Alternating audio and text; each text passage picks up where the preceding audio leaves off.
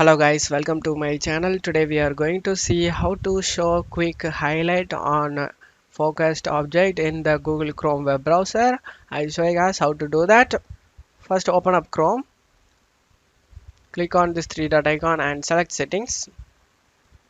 On left side select accessibility. On right side you can able to see the option show a quick highlight on focused object. Select this to enable. Now if you open up certain search fields, I can pair Google presentation for example. It should show a box around the search settings. The quick focus highlight feature in Chrome makes it easier to identify the currently focused element. The feature is especially useful for people who navigate the web using a keyboard or assistive tools.